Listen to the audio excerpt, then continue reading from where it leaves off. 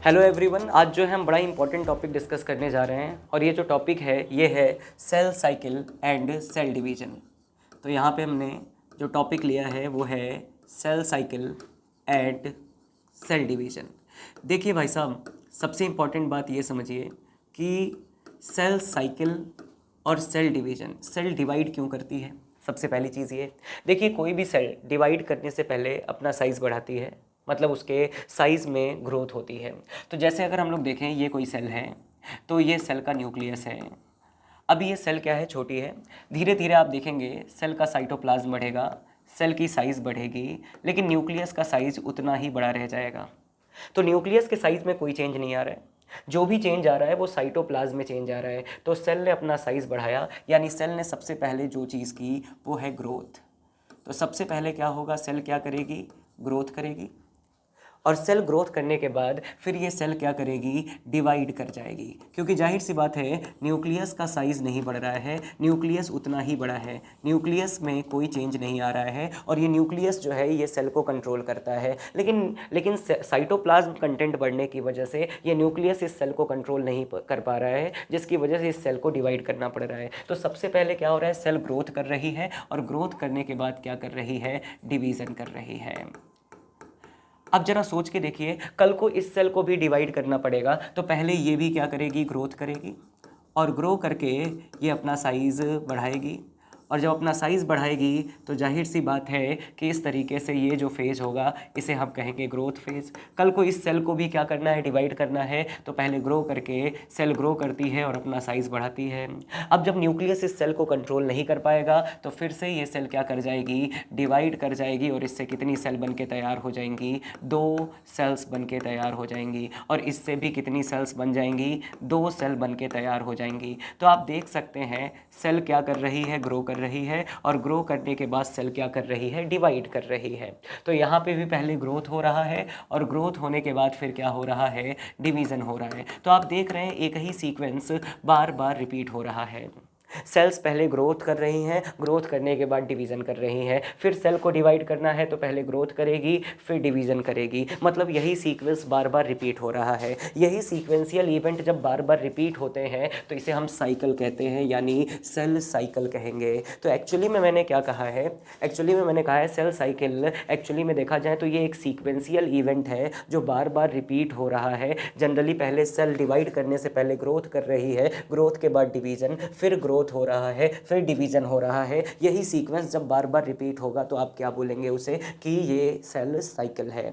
अब बात ये है कि सेल डिवाइड क्यों कर रही है। तो अभी मैंने आपको समझाया है कि जनरली अगर आप देखेंगे तो इसके लिए बहुत सारी थ्योरीज होती हैं जो हमें एक्सप्लेन करती हैं सेल डिवीजन। जैसे बहुत सारी थ्योरी है, कर्ण प्लाज्म थ्योरी है, हर्टविग ने दी थी, जिसमें कैरियोप्लाज्मिक इंडेक्स की बात होती है। एग्जाम्पल के तौर पर मैं आपको समझाता हूँ कि जनरली अगर देखिए ये सेल है और ये इसका न्यूक्लियस है, तो न्यूक्लियस ही किसको कंट्रोल करता है, सेल को कंट्रोल करता है। लेकिन हो क्या रहा है कि जब सेल ग्रोथ करती है ना तो इसका साइटोप्लाज्म कंटेंट तो बढ़ रहा है, लेकिन न्यूक्लियस में कोई चेंज नहीं आ रहा है, और न्यूक्लियस ही क्या करता है, सेल को कंट्रोल करता है। तो जाहिर सी बात है कि इस न्यूक्लियस को कंट्रोल, ये न्यूक्लियस इस सेल को कंट्रोल नहीं कर पा रहा है, तो इस सेल को क्या करना पड़ रहा है, डिवाइड करना पड़ रहा है। तो जनरली हम लोग देखें तो आपको समझ में आ रहा है कि cell cycle is a sequential event, और इस पर्टिकुलर सीक्वेंशियल इवेंट में सेल पहले ग्रोथ कर रही है एंड ग्रोथ के बाद फिर क्या कर रही है, डिवीजन कर रही है। और यही सीक्वेंस जब बार बार रिपीट होते हैं तो हम इसे साइकिल कहते हैं। अब जैसे अगर हम लोग बात करें तो जनरली आप देखेंगे कि जो सेल साइकिल है, या आप देखेंगे जो सेल का डिवीज़न है, सेल का डिवीज़न है ये 2 टाइप का होता है। सेल डिवीज़न हम लोग देखते हैं मेनली कितने टाइप के होते हैं, 2 टाइप के होते हैं। एक जिसे आप कहते हैं माइटोसिस, एक होता है जिसे आप क्या कहेंगे, माइटोसिस कहेंगे, और एक होता है जिसे आप क्या कहेंगे, मियोसिस कहेंगे। देखिए सेल डिवीज़न को मैंने मेनली 2 पार्ट में क्लासीफाई किया है।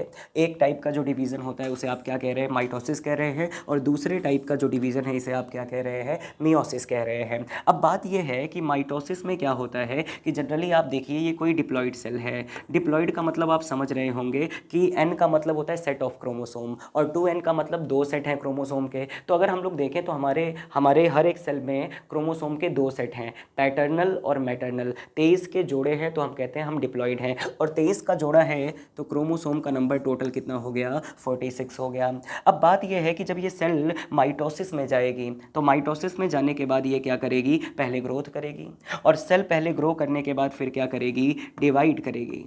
सेल ग्रो करने के बाद क्या करेगी, डिवाइड करेगी, और इस सेल से कितनी सेल बन जाएंगी, 2 सेल बन जाएंगी। लेकिन ये जो रिजल्टेंट डॉटर सेल्स बनी हैं इनका भी अगर आप प्लॉइडी देखेंगे तो ये भी 2n होगी, ये भी 2n होगी, मतलब दोनों में क्रोमोसोम का नंबर क्या रह गया, सेम है, इक्वल है। तो माइटोसिस के बाद रिजल्टेंट 2 सेल्स बनी। आप देखिए, अगर मैं इसे पेरेंट सेल कहता हूँ, अगर मैं इसे पेरेंट सेल कहता हूँ तो डिवीज़न के बाद कितनी डॉटर सेल्स बनी, तो डिवीज़न के बाद हमारे पास 2 डॉटर सेल्स बनती हैं। और ये जो 2 डॉटर सेल्स बनी है इसमें आप देखिए क्रोमोसोम का नंबर सेम है, यहाँ पे भी 46 था, यहाँ पे भी 46 है, क्रोमोसोम का नंबर इक्वल है, इसीलिए आप माइटोसिस को इक्वेशनल डिवीज़न के नाम से जानेंगे। इसीलिए माइटोसिस को आप कौन सा डिवीज़न कहते हैं, इक्वेशनल डिवीज़न कहते हैं। तो जनरली अब बात यह है कि आप देख रहे होंगे कि डिप्लॉइड सेल के अंदर 2n सेल के अंदर क्या हो रही है, माइटोसिस हो रही है। अगर डिप्लॉइड सेल्स में माइटोसिस हो रही है तो जाहिर सी बात है क्या हैप्लॉइड सेल्स में माइटोसिस नहीं हो सकती, हैप्लॉइड सेल्स में माइटोसिस नहीं हो सकती, हो सकती। देखिए मैं आपको बता दूं, कुछ ऐसे ऑर्गेनिजम्स हैं, आपकी एनसीईआरटी लिखती है एग्जाम्पल के तौर पे, कुछ ऐसे ऑर्गेनिजम्स हैं जिनमें हैप्लॉइड सेल्स में भी माइटोसिस होती है, डिप्लॉइड सेल्स में भी माइटोसिस होती है। जैसे अगर आपको देखना है कि कौन कौन सी वो सेल्स हैं जहां हैप्लॉइड सेल्स में आपको क्या नज़र आता है, माइटोसिस नज़र आता है, तो आपको हैप्लॉइड सेल्स में अगर माइटोसिस देखना है तो आपके पास कई सारे एग्जाम्पल्स हैं। जैसे एक एग्जाम्पल एनसीईआरटी ले रही है, मेल हनी बी। देखिए मेल हनी बी जिसे आप कहते हैं ड्रोन्स, इसे आप क्या कहते हैं, ड्रोन्स कहते हैं। भाई साहब ड्रोन्स के अंदर, मेल हनी बी के अंदर एक केस है, आपको पता है कि यहाँ पे गैमेट्स भी माइटोसिस से बनते हैं। जनरली आपने देखा होगा गैमेट्स किससे बनते हैं, मियोसिस से बनते हैं। तो मेल हनी बी की बात करें और कुछ प्लांट्स की बात करें, कुछ ऐसे प्लांट्स हैं जिनके अंदर अल्टरनेशन ऑफ जनरेशन होता है, और अल्टरनेशन ऑफ जनरेशन होता है तो वहाँ पे भी आपको क्या नज़र आएगा कि जनरली कुछ लोअर प्लांट्स में आपको क्या देखने के लिए मिलेगा कि हैप्लॉइड सेल्स में क्या हो रही है, माइटोसिस हो रही है। तो एक बात याद रखें, जब हैप्लॉइड सेल्स में माइटोसिस होगी तो कंडीशन कुछ ऐसी होगी, ये एक हैप्लॉइड सेल है, क्रोमोसोम का नंबर 23 है, ये डिवाइड करेगा, 2 सेल बनाएगा, और दोनों सेल कैसी होंगी, हैप्लॉइड होंगी। यहाँ पे भी 23 क्रोमोसोम, यहाँ भी 23 क्रोमोसोम, मतलब पेरेंट सेल में भी क्रोमोसोम का नंबर 23 और डॉटर सेल्स में भी क्रोमोसोम का नंबर 23, मतलब क्रोमोसोम तो सेम ही है, पेरेंट्स और डॉटर सेल में इक्वल है, तो इसीलिए हमने माइटोसिस को क्या कहा है, इक्वेशनल डिवीजन कहा है। तो आपको एक बात समझ में आ रही है कि जनरली सेल डिवीजन 2 टाइप के हैं, एक तो माइटोसिस है, माइटोसिस, और एक दूसरा है मियोसिस। अभी मैंने माइटोसिस के बारे में आपसे कहा है कि यहाँ पेरेंट सेल जब डिवाइड करके डॉटर सेल्स बनाएगी तो डॉटर सेल्स और पेरेंट सेल्स में क्रोमोसोम का नंबर इक्वल होगा, इसीलिए माइटोसिस को हमने इक्वेशनल डिवीजन कहा है, नंबर 1। नंबर 2 मैंने ये कहा है कि माइटोसिस डिप्लॉइड सेल्स में तो होती है, लेकिन कुछ ऑर्गेनिजम्स ऐसे हैं जहां हैप्लॉइड सेल्स में भी माइटोसिस नजर आती है। जैसे आपने एग्जांपल एनसीईआरटी का लिया, मेल हनी बी ड्रोन्स की बात कर रहे हैं, और आपकी एनसीईआरटी कह रही है कुछ ऐसे प्लांट्स जो अल्टरनेशन ऑफ जनरेशन शो करते हैं, जहां पे एक जनरेशन उनका गैमेटोफाइट होता है, एक जनरेशन स्पोरोफाइट होता है, हैप्लोडिप्लॉइडिक लाइफ साइकिल होती है। तो वहाँ आप देखेंगे कि वहाँ नॉर्मली आपको हैप्लॉइड सेल्स में भी माइटोसिस देखने के लिए मिल जाएगी। दूसरी इंपॉर्टेंट चीज़, हम मियोसिस की तरफ चलते हैं। भाई साहब मियोसिस की तरफ हम जब चलते हैं तो मियोसिस केवल और केवल डिप्लॉइड सेल्स में होता है। जब आप मियोसिस की बात करेंगे तो मियोसिस केवल और केवल किस में होगा, मियोसिस केवल और केवल डिप्लॉइड सेल्स में होगा। तो मियोसिस की अगर हम बात करें, जब मियोसिस होगा तो पहली बार जब मियोसिस हुआ तो यहाँ से 2 सेल बनी इस तरीके से। तो मियोसिस देखिए एक बार नहीं चलती है, मैं आपको बता दूं, मियोसिस 2 बार चलती है। पहली बार जब मियोसिस होगी तो इसे आप कह देंगे मियोसिस फर्स्ट। पहली बार जब मियोसिस होगी तो इसे आप क्या कहेंगे, मियोसिस फर्स्ट कहेंगे। और मियोसिस फर्स्ट में आप देखेंगे कि क्रोमोसोम का नंबर हाफ हो जाएगा, क्रोमोसोम का नंबर क्या हो जाएगा, हाफ हो जाएगा। और क्रोमोसोम का नंबर हाफ हो गया तो अगर यहाँ पे 2n है और 46 क्रोमोसोम है तो यहाँ पे n बचा, यहाँ पे n बचा, क्रोमोसोम का नंबर कितना हो गया, 23। तो आप देख रहे हैं कि मियोसिस डिवीजन के बाद क्रोमोसोम का नंबर हाफ हो जा रहा है, 2n से कितना हो जा रहा है, n हो जा रहा है, 46 से कितना हो गया, 23 हो गया। इसका मतलब क्रोमोसोम नंबर रिड्यूस हो रहे हैं, इसीलिए मियोसिस को आप और क्या कहते हैं, रिडक्शनल डिवीजन कहते हैं। क्रोमोसोम का नंबर रिड्यूस हो रहा है, इसीलिए मियोसिस को आप क्या कहेंगे, रिडक्शनल डिवीजन कहेंगे। लेकिन ज़्यादा अच्छा ये होगा कि आप मियोसिस 1 को रिडक्शनल डिवीजन कहें, क्योंकि मियोसिस एक बार नहीं चलती है, मियोसिस 2 बार चलती है। अच्छा, बात यह है कि मियोसिस को 2 बार चलाने की ज़रूरत क्यों पड़ी। देखिए, पहली बार जब मियोसिस होती है तो क्रोमोसोम का नंबर क्या होता है, हाफ होता है। लेकिन जब दूसरी बार मियोसिस होती है तो क्रोमोसोम नहीं हाफ करते, उसमें आप डीएनए को हाफ करते हैं। तो मियोसिस 2 बार चलाने की ज़रूरत क्यों पड़ी, उसके पीछे पहला कारण ये है कि क्रोमोसोम का नंबर हाफ होगा मियोसिस 1 में, इसीलिए मियोसिस 1 को हम रिडक्शनल डिवीजन कहेंगे। लेकिन जब दूसरी बार मियोसिस होगा, देखिए अब इसमें जब मियोसिस होगा, तो जब दूसरी बार मियोसिस होगा तो इसे आप कहेंगे मियोसिस 2। और मियोसिस 2 के अंदर देखेंगे तो क्रोमोसोम का नंबर सेम रहेगा, बल्कि डीएनए का कंटेंट क्या हो जाएगा, डीएनए का कंटेंट क्या हो जाएगा, हाफ रहेगा। क्रोमोसोम का नंबर क्या रहेगा, सेम रहेगा। अब डीएनए हाफ हुआ है लेकिन क्रोमोसोम उतने के उतने हैं, इससे भी 2 सेल बनी, इससे भी डिवीजन के बाद कितनी सेल बन गई, 2 सेल। क्रोमोसोम का नंबर सेम रहेगा, यहाँ पे n है तो यहाँ भी n, यहाँ n है यहाँ भी n, इधर n है तो यहाँ भी n और यहाँ भी n। तो देखिए आप, क्रोमोसोम का नंबर जो पेरेंट सेल में है वही डॉटर सेल्स में भी है, जो पेरेंट सेल में है वही डॉटर सेल में है। तो मियोसिस 2 में क्रोमोसोम हाफ नहीं हुए, बल्कि क्या हाफ होना है, डीएनए हाफ होना है। तो मियोसिस को 2 बार क्यों चला रहे हैं, पहली मियोसिस में क्रोमोसोम हाफ होगा, दूसरी मियोसिस में डीएनए कंटेंट हाफ होगा। तो मियोसिस 1 को आप कहिए रिडक्शनल डिवीजन, क्योंकि इसमें क्रोमोसोम रिड्यूस हो रहे हैं। लेकिन मियोसिस 2 में कोई क्रोमोसोम नंबर रिड्यूस नहीं होंगे, ये बिल्कुल किसकी तरह होता है, इक्वेशनल डिवीजन यानी माइटोसिस की तरह होता है। इसीलिए मियोसिस 2 को आप क्या कहते हैं, इक्वेशनल डिवीजन कहते हैं। अब मेरी बात जरा समझिएगा ध्यान से। मैंने ये कहा है कि सेल साइकिल का मतलब होता है सेल पहले ग्रोथ करती है, ग्रोथ करने के बाद फिर डिवीजन करती है, ठीक है ना। तो आप देखिएगा, तो माइटोसिस में पेरेंट सेल से टोटल कितनी डॉटर सेल्स बन रही हैं, 2। इसका मतलब बात साफ है कि जो रिजल्टेंट सेल्स होंगी माइटोसिस में वो कितनी होंगी, 2। लेकिन मियोसिस में जो रिजल्टेंट सेल्स हैं उनका नंबर टोटल कितना होगा, 4। देखिए, मियोसिस में जो रिजल्टेंट सेल्स हैं उनका टोटल नंबर होगा 4, और माइटोसिस में जो रिजल्टेंट सेल हैं उनका नंबर होगा 2। तो पहला डिफरेंस आपको क्लियर हो गया कि माइटोसिस में जब भी डिवीजन होगा तो डॉटर सेल्स कितनी बनेंगी, 2 बनेंगी। मियोसिस जब होगा तो डॉटर सेल्स कितनी बनेंगी, 4, क्योंकि मियोसिस एक बार नहीं, मियोसिस 2 बार होता है। पहले में क्रोमोसोम को हाफ कर रहे हैं और दूसरे मियोसिस में डीएनए कंटेंट को हम हाफ कर रहे हैं। अब बात यह है कि जरा आप सोच के देखिए, सेल साइकिल की हमने बात करी थी, अगर आपको याद आ रहा होगा तो मैंने सेल साइकिल की बात करी थी। और सेल साइकिल की जब आप बात करते हैं तो सेल साइकिल उसे कहेंगे जो चीज़ें बार बार सीक्वेंस में रिपीट हों।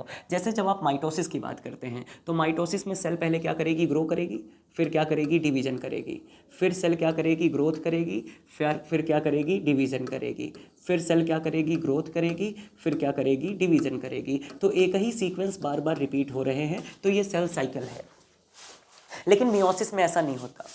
मियोसिस में आप देखिए एक ही सीक्वेंस बार बार रिपीट नहीं हो रहा है। आप मियोसिस में देखेंगे तो आपके पास मियोसिस में आपको समझ में आ जाएगा कि मियोसिस में एक ही चीज़ नहीं रिपीट होगी। मियोसिस में सेल की ग्रोथ तो होगी, फिर डिवीज़न होगा, डिवीज़न के बाद फिर से डिवीज़न होगा, फिर से ग्रोथ का चांस नहीं है। मैक्सिमम कितनी सेल बनेंगी, 4 सेल बनेंगी। ये सीक्वेंस बार बार रिपीट नहीं होगा। जैसे एग्जांपल के तौर पे ये डिवाइड करेगी, फिर से ग्रोथ होगा, फिर से डिवीज़न होगा, फिर से अगली सेल्स में ग्रोथ होगा, डिवीज़न होगा। लेकिन यहाँ पे रिजल्टेंट सेल्स कितनी बनेंगी, 4 ही बनेंगी, 4 से ज़्यादा नहीं बन सकती हैं। तो ग्रोथ और डिवीज़न हुआ, लेकिन ये सीक्वेंस बार बार रिपीट नहीं हो रहा है। इसीलिए एक्चुअल में जो सेल साइकिल है वो आप किसे कहेंगे, माइटोसिस को कहेंगे। सेल साइकिल की बात आप किसके लिए करेंगे, माइटोसिस के लिए ही करेंगे, ठीक है बात। अब देखिए, अब मैं एक एक करके आपको डिवीज़न पढ़ा रहा हूँ। क्या मियोसिस हैप्लॉइड सेल्स में हो सकता है, नहीं। देखिए, हैप्लॉइड सेल्स में मियोसिस होगा तो मियोसिस के बाद क्रोमोसोम नंबर हाफ हो जाएगा, और जो सेल बनेगी वो क्या बनेगी, n/2। और आपको पता है n/2 नाम की कोई सेल होती ही नहीं है, एग्जिस्ट ही नहीं करती है। तो हैप्लॉइड सेल्स में मियोसिस नहीं हो सकता। लेकिन माइटोसिस डिप्लॉइड सेल्स में भी हो सकता है, हैप्लॉइड सेल्स में भी हो सकता है, मेल हनी बी ड्रोन्स के केस में और प्लांट्स के केस में, ठीक है। अब देखिए, हम आगे की तरफ चलते हैं। देखिए, हम बात करने जा रहे हैं माइटोसिस की, हम बात करने जा रहे हैं माइटोसिस की। देखिए, हमने ये कहा है कि जब आप माइटोसिस की बात करेंगे तो माइटोसिस को आप कहते हैं इक्वेशनल डिवीजन। माइटोसिस को आप क्या कह रहे हैं, इक्वेशनल डिवीजन कह रहे हैं, जहाँ पे डिवीजन के बाद पेरेंट सेल और डॉटर सेल में क्रोमोसोम का नंबर क्या रहता है, इक्वल रहता है। देखिए माइटोसिस में होगा क्या, मान लीजिए ये सेल है, अब ये सेल के पास ये न्यूक्लियस है, तो सेल डिवीजन से पहले अपने साइज़ को बढ़ाएगी, तो आप देखेंगे कि सेल का साइज़ इस तरीके से बढ़ गया है, लेकिन न्यूक्लियस का साइज़ उतना ही है। लेकिन अब ये सेल न्यूक्लियस के कंट्रोल में नहीं आ रही है। ये जो ग्रो कर रही है सेल, इस पूरे फेज को आप क्या कहते हैं, इंटरफेस। जहाँ पे सेल क्या कर रही है, ग्रोथ कर रही है, जहाँ पे सेल की क्या हो रही है, ग्रोथ हो रही है, ये पूरी जो ग्रोथ वाली फेज़ है इसे आपने क्या कह दिया है, इंटरफेस कह दिया है। एक्चुअली में ये जो इंटरफेस है, ग्रोथ वाली फेज़ है, इसको आप 3 फेज़ में डिवाइड कर सकते हैं। एक को आप कहेंगे G1 फेज़, एक को कहेंगे आप S फेज़, और एक को आप क्या कहेंगे, G2 फेज़ कहेंगे। ठीक है। दूसरी इंपॉर्टेंट चीज़ ये है कि जब तैयारी हो जाती है, एक्चुअली में सेल डिवीजन से पहले क्या कर रही है, तैयारी कर रही है, सेल अपने साइज़ को बढ़ा रही है। जाहिर सी बात है, तैयारी किस बात की होगी, जाहिर सी बात है डीएनए को डबल करना पड़ेगा, ताकि कल को जब 2 सेल बने तो आधा डीएनए एक सेल को, आधा डीएनए एक सेल को। दूसरी इंपॉर्टेंट चीज़ ये है कि आपको पता है ज़्यादातर जो सेल ऑर्गेनेल्स हैं, माइटोकॉन्ड्रिया वगैरह हैं, इनको भी डबल करना पड़ेगा ताकि बंटवारा प्रॉपर हो सके। कुछ सेल ऑर्गेनल जो हैं एक सेल को मिले और दूसरी जो है दूसरी सेल को मिले, बराबर बराबर मिले, तो इसलिए कुछ तैयारियां चल रही हैं। ये जो प्रिपरेशन फेज़ है इसी को आपने क्या कहा है, इंटरफेस कहा है। और एक्चुअली में इंटरफेस को हम 3 फेज़ में डिवाइड कर रहे हैं, G1, S और G2। जब तैयारी हो जाएगी तो तैयारी के बाद डिवीज़न की बारी आएगी, और आपको पता है सबसे पहले जो डिवीज़न होगा वो न्यूक्लियस का डिवीज़न होगा, और न्यूक्लियस के डिवीज़न को आप क्या कहेंगे, कैरियोकाइनेसिस कहेंगे। और आपको पता है कि जब कैरियोकाइनेसिस होती है, न्यूक्लियस डिवाइड करता है, तो न्यूक्लियस के डिवीज़न को आप 4 फेज़ में पढ़ते हैं। पहला प्रोफेज़, दूसरा होता है जिसे आप क्या कहते हैं, मेटाफेज़ कहते हैं, तीसरा होता है जिसे आप क्या कहेंगे, एनाफेज़ कहेंगे, और चौथा होगा जिसे आप क्या कहेंगे, टीलोफेज़ कहेंगे। तो आप देखिए न्यूक्लियर डिवीज़न यानी कैरियोकाइनेसिस को आप टोटल 4 फेजेस में पढ़ रहे हैं। कैरियो का मतलब ही होता है न्यूक्लियस, और काइनेसिस का मतलब होता है डिवीज़न। अब आप देख रहे हैं कि जनरली इसका न्यूक्लियस डिवाइड कर जाएगा, और न्यूक्लियस डिवाइड कर जाएगा तो एक न्यूक्लियस से कितने न्यूक्लियस हो चुके हैं, 2 न्यूक्लियस। क्लियर है बात। और जब एक बार न्यूक्लियस का डिवीजन हो जाएगा फिर डिवीजन होगा साइटोप्लाज्म का, और जब साइटोप्लाज्म डिवाइड करता है तो इसे आप क्या कहते हैं, साइटोकाइनेसिस कहते हैं। जब साइटोप्लाज्मिक डिवीजन होता है तो इसे आप क्या कहते हैं, साइटोकाइनेसिस। और आप देखेंगे कि 2 रिजल्टेंट डॉटर सेल, एक न्यूक्लियस एक सेल में चला गया और एक न्यूक्लियस इस सेल में चला गया। तो अगर मैं कहूँ तो ये जो सेल है ये कौन सी सेल है, पेरेंट सेल है, और पेरेंट सेल आगे डिवाइड करके कितनी रिजल्टेंट डॉटर सेल्स बना रही है, तो 2 रिजल्टेंट डॉटर सेल्स बना रही है। तो आपको एक बात तो क्लियर हो गई होगी कि जनरली अगर हम माइटोसिस की बात करें तो सेल पहले ग्रो कर रहा है, अपनी साइज को बढ़ा रहा है, और ये ग्रोथ वाली फेज जहाँ पे सेल तैयारी कर रही है डिवीजन की, इस प्रिपरेटरी फेज को आपने क्या कह दिया, इंटरफेज कह दिया। अब इंटरफेज बहुत बड़ा है तो इसको हमने छोटे छोटे स्टेजेस में डिवाइड कर दिया है, G1, S एंड G2 में। और एक बार जब तैयारी हो जाएगी तो सबसे पहले जो मेन मुखिया है उसको डिवाइड किया जाएगा। जैसे ये न्यूक्लियस है, ये सिंगल न्यूक्लियस से कितने हो गए, 2, और न्यूक्लियस के डिवीजन को आप क्या कहेंगे, कैरियोकाइनेसिस कहेंगे, जिसमें आप 4 फेज पढ़ेंगे, प्रोफेज, मेटाफेज, एनाफेज, टीलोफेज। ये 4 फेजेस में मैं आपको सिखाऊंगा किस तरीके से न्यूक्लियस डिवाइड करेगा। और उसके बाद जब न्यूक्लियस डिवाइड कर जाएगा तो फिर बारी आएगी साइटोप्लाज्म की। जब साइटोप्लाज्म डिवाइड करेगा दैट इज कॉल्ड साइटोकाइनेसिस, और 2 रिजल्टेंट डॉटर सेल्स बन जाएंगी। तो आप जरा ध्यान से देखिए कि डिवीजन की शुरुआत यहाँ से हो रही है। ये पूरा का पूरा डिवीजन है, पहले न्यूक्लियस डिवाइड कर रहा है, फिर साइटोप्लाज्म। और ये जो एक्चुअल डिवीजन फेज है इसी को आप क्या कहते हैं, एम फेज या माइटोटिक फेज कहते हैं, जो कि एक्चुअल डिवीजन फेज होता है। एक्चुअल डिवीज़न अगर आप देखेंगे तो इसी फेज़ में हो रहा है। इससे पहले तो सेल क्या कर रही है, तैयारी कर रही है। तो ये वाला जो फेज़ है इसे आपने क्या कह दिया था, तैयारी वाला फेज़, जिसे आप इंटरफेज़ कह रहे हैं। तो आप जरा ध्यान से समझिएगा, इंटरफेज़ में G1, S और G2, और इधर एम फेज़ में पहले कैरियोकाइनेसिस हो रहा है और फिर क्या हो रहा है, साइटोकाइनेसिस हो रहा है। तो देखिए सबसे पहले हम लोग बात करने जा रहे हैं इंटरफेस की। देखिए इंटरफेस की जब आप बात करेंगे तो इंटरफेस में क्या होता है मैं आपको समझाता हूँ। देखिए इंटरफेस, आप इंटरफेस की जब बात करेंगे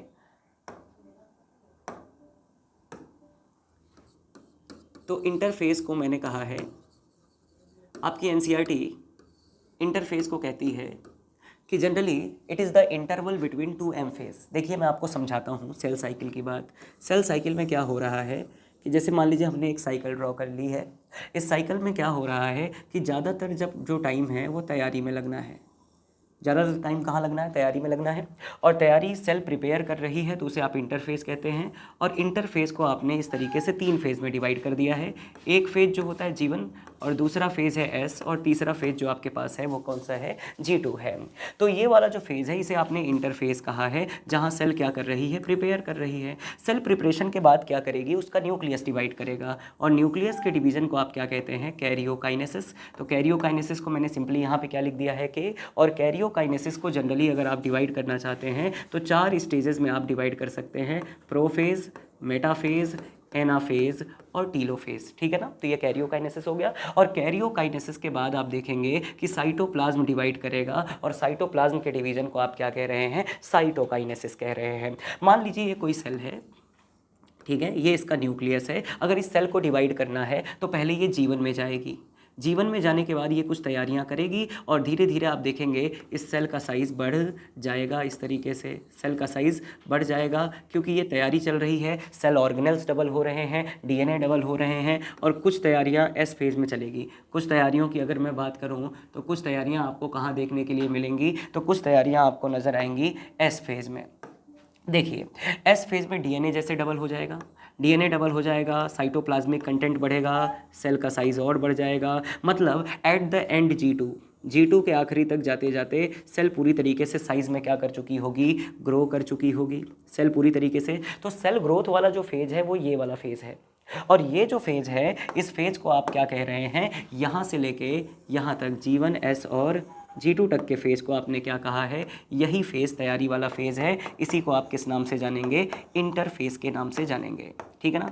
अब आप देख रहे हैं इस पूरे सेल साइकिल का जो मेजॉरिटी ऑफ टाइम है, ज़्यादातर जो टाइम है वो कौन कंज्यूम कर रहा है, इंटरफेस। 95% टाइम क्या करता है, पूरे सेल साइकिल का कंज्यूम करता है। आपको भी पता है कि तैयारी करने में ज़्यादा टाइम लगता है और आपका एग्जाम तो केवल 3 घंटे में हो जाता है। तो उसी तरीके से अगर आप देखेंगे कि यहाँ पे तैयारी यानी प्रिपरेशन में बहुत टाइम लग रहा है, करीब पूरे सेल साइकिल का 95% टाइम कौन टेक ओवर कर रहा है, इंटरफेस। तैयारी जितनी बढ़िया होगी डिवीज़न उतना बढ़िया होगा। अब जैसे एग्जाम्पल के तौर पर अगर हम देखें तो यहाँ पे अब ये सेल का न्यूक्लियस क्या करेगा, डिवाइड करेगा। अब इस सेल का न्यूक्लियस क्या करेगा, डिवाइड करेगा। तो आप देखेंगे कि कैरियोकाइनेसिस होगी, और कैरियोकाइनेसिस में न्यूक्लियस का डिवीजन हो चुका है। एक न्यूक्लियस से कितने न्यूक्लियस बन गए हैं, 2। अब ये इंटर करेगा साइटोकाइनेसिस में, और साइटोकाइनेसिस में साइटोप्लाज्म का डिवीजन होगा, और इससे कितनी सेल बन जाएंगी, 2 सेल बन जाएंगी। ये इनका न्यूक्लियस, ये इनका न्यूक्लियस। अब सुनिए, कल को जब इस सेल को डिवाइड करना है तो ये भी किसमें एंटर करेगा, जीवन में, फिर इस तरीके से ग्रो करेगा, फिर न्यूक्लियस डिवाइड होगा। ये चीज़ बार बार रिपीट होती रहेगी। लेकिन मान लीजिए कोई सेल डिवाइड करना नहीं चाहता है, मान लेते हैं कि ये सेल डिवाइड करना नहीं चाहता है, तो जैसे ये जीवन में आएगा तो जीवन के बिल्कुल एंड से, तो अगर मैं कहूँ यहाँ पे एट द एंड ऑफ जीवन, यहाँ से ये एग्जिट ले लेगा। तो किसी भी सेल को अगर डिवाइड नहीं करना है तो वो जीवन से क्या ले लेगा, एक टेम्पररी एग्जिट ले लेगा। और ये जो टेम्पररी एग्जिट ले रहा है, टेम्पररी एग्जिट लिया है कहाँ से, जीवन में। तो याद रखिएगा सेल कहाँ से एग्जिट करती है, जीवन से एग्जिट करती है। लेकिन पुरानी एनसीईआरटी में जो डायग्राम दिया था वहाँ पे जो एग्जिट दिखाया था वो साइटोकाइनेसिस से दिखाया था, जबकि आपको पता होना चाहिए नई एनसीईआरटी ने क्या किया है कि जीवन से एग्जिट दिखाया है, और जीवन से एग्जिट लेके एक टेम्पररी स्टेज में चली जाएगी जिसे कहते हैं G0 फेज। देखिए जो G0 फेज होता है, ये G0 फेज एक्चुअली में इनएक्टिव फेज है। G0 फेज़ को हमने क्या कहा है, इनएक्टिव फेज़ कहा है। इनएक्टिव फेज़ का मतलब इस फेज़ में सेल आने के बाद सेल डिवाइड नहीं करती है, सेल डू नॉट डिवाइड। इस फेज़ में आने के बाद सेल डिवाइड नहीं करती है। लेकिन याद रहे मेरे भाई, सेल तो डिवाइड नहीं करेगी G0 फेज़ में, लेकिन cells remains in metabolically active state, remains in metabolically active state. लेकिन सेल्स जो हैं मेटाबॉलिकली कैसी होंगी, एक्टिव होंगी, उसमें मेटाबॉलिज्म चलता रहेगा। ठीक है ना। तो एक बात साफ है कि किसी सेल का डिवीजन का मन नहीं है तो कहाँ से एग्जिट लेगा, जीवन से। लेकिन याद रखिएगा एट द एंड ऑफ जीवन, जीवन के एंड से एग्जिट लेगा। और कहाँ पहुंच जाएगा, एक टेम्पररी इनएक्टिव स्टेज में, G0 स्टेज में पहुंच जाएगा, जहां सेल डिवाइड नहीं करती हैं लेकिन सेल्स मेटाबॉलिकली एक्टिव हैं, उनमें मेटाबॉलिज्म चल रहा है, वो लिविंग सेल्स हैं। लेकिन याद रखिए भाई साहब कि वो टेम्पररी एग्जिट है। जिन्होंने जीवन से एग्जिट लिया है, जीवन से एग्जिट लिया है तो ये टेम्पररी एग्जिट है, मतलब एज पर रिक्वायरमेंट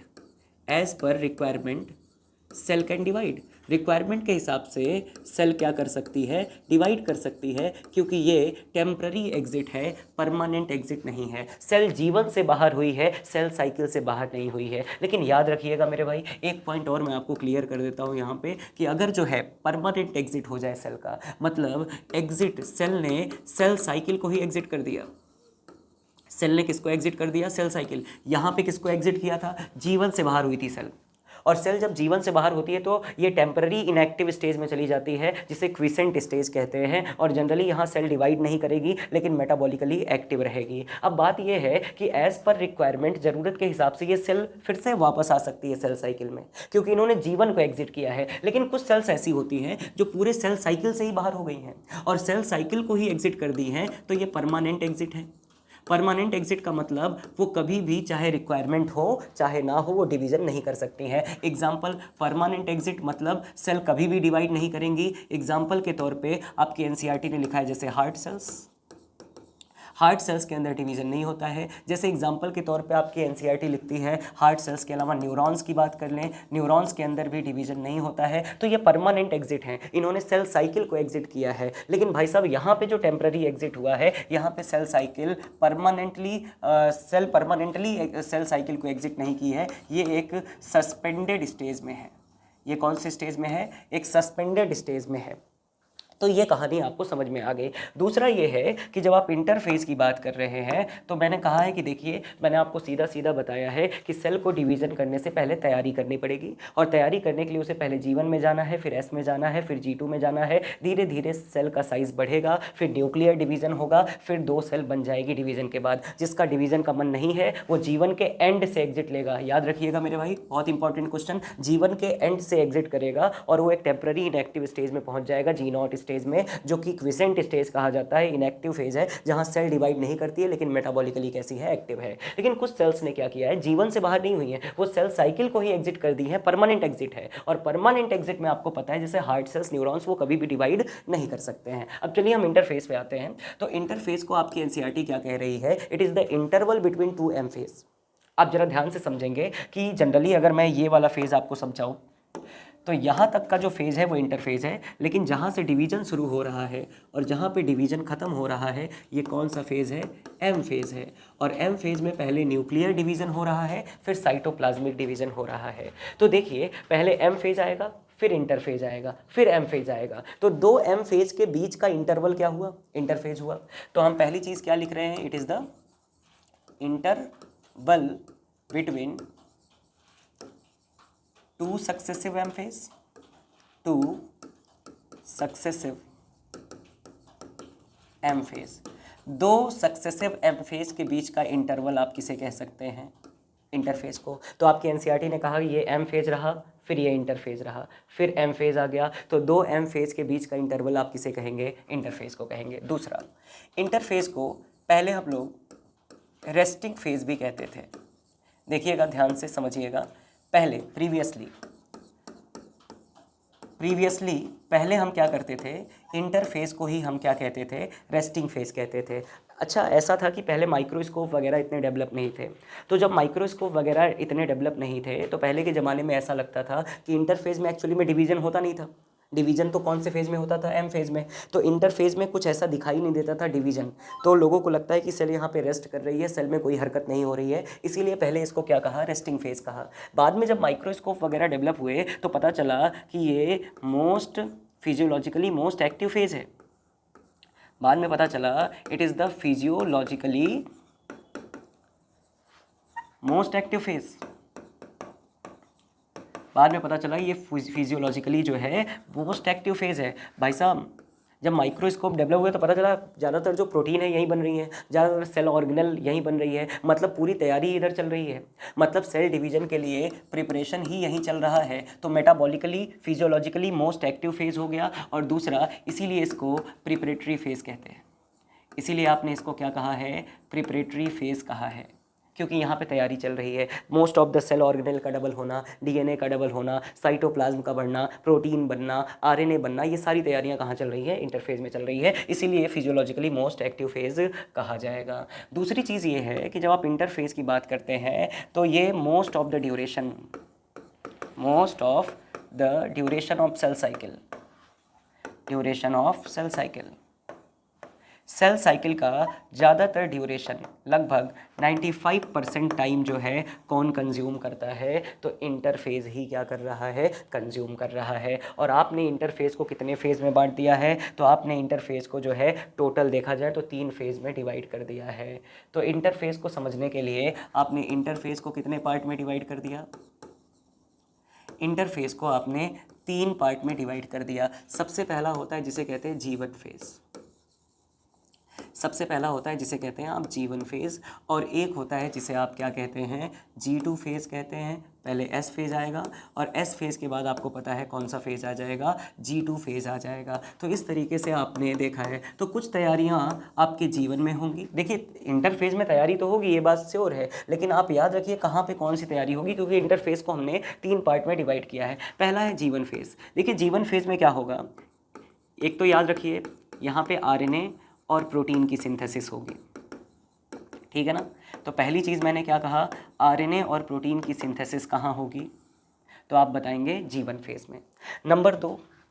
नंबर दो इस बात का याद रखें कि जनरली कि आरएनए प्रोटीन की सिंथेसिस के साथ साथ आपके जब एनसीईआरटी की जब आप एग्जाम्पलर जनरली जो समरी वाला पार्ट है वो जब पढ़ेंगे तो आप पाएंगे कि G1 फेज़ में most of the cell organelle double होंगी, most of the cell organelle क्या हो जाएंगी, डबल। माइटोकॉन्ड्रिया डबल हो जाएगा। तो ऐसे जो सेल के अंदर ऑर्गेनल्स हैं वो क्या हो जाएंगे, डबल, ठीक है। नंबर 3 अगर हम देखें तो यहाँ पे आरएनए प्रोटीन बन रहा है, ज़्यादातर सेल ऑर्गेनल डबल हो रहे हैं, साथ ही साथ साइटोप्लाज्म बढ़ता रहेगा, और साइटोप्लाज्मिक कंटेंट बढ़ता रहेगा तो आपको पता है सेल की ग्रोथ होती रहेगी, सेल की क्या होती रहेगी, ग्रोथ होती रहेगी। तो सेल कॉन्टिन्यूसली क्या करते रहते हैं, ग्रोथ करते रहते हैं, क्योंकि उसमें साइटोप्लाज्मिक कंटेंट बढ़ता रहता है। अब मैं आपको कुछ बेसिक सी इंफॉर्मेशन और बताता हूँ। जैसे आप देखेंगे, जैसे यहाँ आप देखेंगे तो यहाँ पे मैंने सेल साइकिल बनाया है। इस सेल साइकिल को जरा आप ध्यान से देखिएगा तो यहाँ पे मैंने G1 फेज़ की बात की है। तो G1 फेज़ को आप क्या कह सकते हैं, पहली चीज़ तो ये समझिए, आप ये कह सकते हैं कि ये M फेज़ के बाद G1 आ रहा है, और M फेज़ के बाद G1 आ रहा है तो क्या मैं इसे पोस्ट M फेज़ कह दूँ, बिल्कुल सही बात है। G1 जो है M फेज़ के बाद आ रहा है, ये पूरा M फेज़ है, और M फेज़ के बाद G1 आ रहा है तो हम इसे क्या कहेंगे, पोस्ट M फेज़ कहते हैं। दूसरा, ये S के पहले आ रहा है, और S के पहले आ रहा है तो इसे हम क्या कहेंगे, प्री सिंथेटिक फेज़। S का मतलब सिंथेसिस, तो आप इसे क्या कहेंगे, प्री सिंथेटिक फेज़ भी कहेंगे, ठीक है। दूसरा, एग्जाम्पल के तौर पे अगर आप देखेंगे तो आप ऐसे भी कह सकते हैं कि G1 जो है it is the phase between the M phase and initiation of DNA replication, क्योंकि S फेज़ में क्या होता है, डीएनए रेप्लिकेशन होता है। तो आप कह सकते हैं कि यहाँ पे डीएनए का रेप्लिकेशन होगा और ये M फेज़ है, तो M फेज़ और डीएनए रेप्लिकेशन की शुरुआत जहाँ होगी उसके बीच वाला फेज़ क्या हो गया, G1। तो G1 को और क्या कह सकते हैं, इट इज़ इंटरवल। G1 को और क्या कह सकते हैं, it is interval between M phase and initiation of DNA replication, initiation of DNA replication. और इनिशिएशन कहाँ होता है डीएनए रेप्लिकेशन का, आपको पता है S फेज़ में। तो S फेज़ और M फेज़ के बीच का इंटरवल भी आप किसे कह सकते हैं, G1। तो ये M फेज़ हो गया, ये S फेज़ हो गया, इसके बीच में क्या आ गया, G1। अब देखिए, अब मैं आपको आगे बताता हूँ।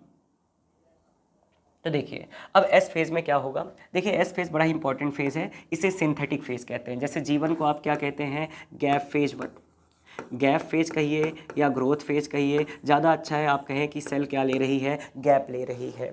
तो जाहिर सी बात है ये गैप फेज 1 हो गया, और S का मतलब होता है सिंथेटिक फेज।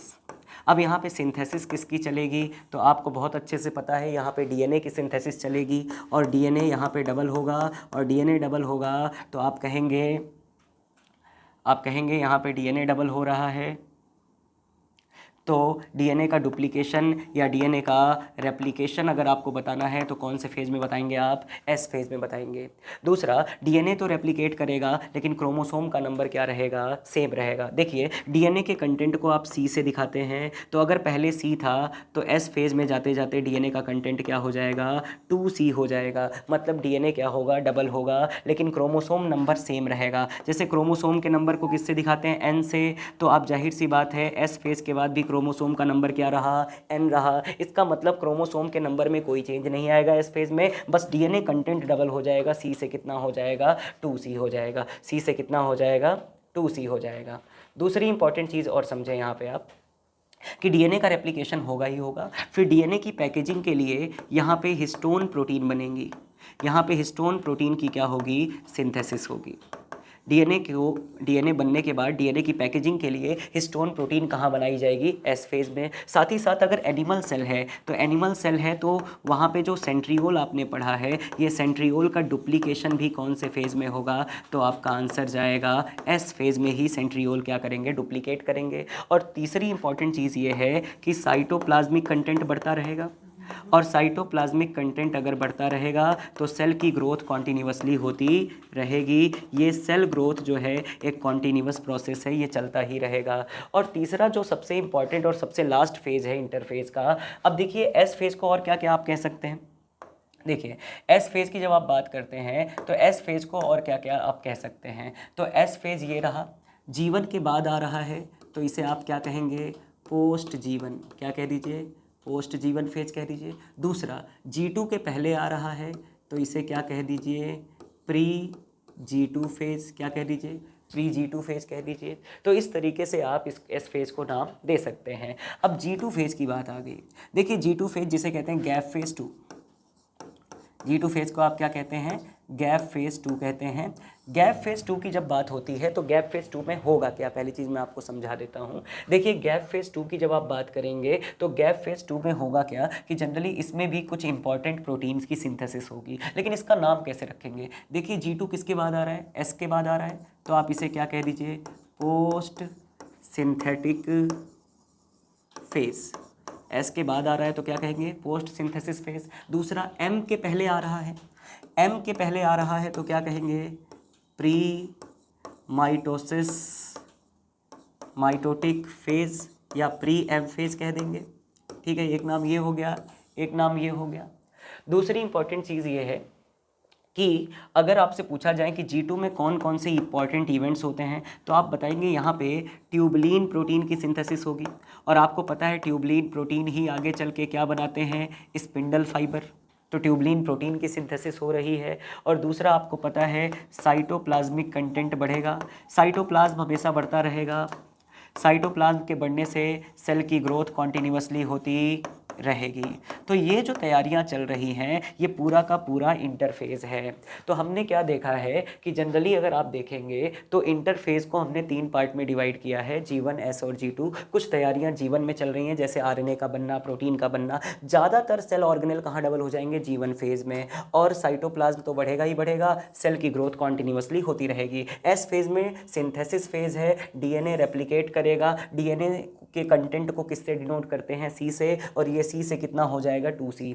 तो अगर इनिशियल कंटेंट डीएनए का सी है तो एस फेज के बाद वो कितना हो जाएगा? 2C। मतलब डीएनए कंटेंट डबल हो गए, डीएनए का रेप्लिकेशन हुआ, डीएनए का डुप्लीकेशन हुआ। अब इस डीएनए की पैकेजिंग के लिए, कॉइलिंग के लिए हिस्टोन प्रोटीन चाहिए, और इसकी भी सिंथेसिस कौन से फेज में होगी? एस फेज में। अब देखिए सेंट्रियोल भी एक सेल ऑर्गेनल है, लेकिन ये केवल एनिमल में मिलता है। तो ज़्यादातर सेल ऑर्गेनल कहाँ डबल होते हैं? जीवन में। लेकिन सेंट्रियोल्स पूछा जाए कहाँ डबल होते हैं तो आप बताएंगे एस फेज में। साइटोप्लाज्म बढ़ता रहेगा, सेल की ग्रोथ होती रहेगी। दूसरा ये है कि G2 फेज जिसे गैप फेज 2 कह रहे हैं, इसे कई सारे नाम दे रहे हैं, आप सेल साइकिल के हिसाब से ये नामकरण कर सकते हैं। दूसरा, इसमें जो बहुत इंपॉर्टेंट प्रोटीन सिंथेसाइज हो रही है वो ट्यूबलिन है, क्योंकि आपको पता है ट्यूबलिन क्या बनाते हैं? माइक्रोट्यूब्यूल्स बनाते हैं, और यही माइक्रोट्यूब्यूल्स आगे जाके एस्ट्रल बेस से क्या बनाएंगे? स्पिंडल फाइबर बनाएंगे।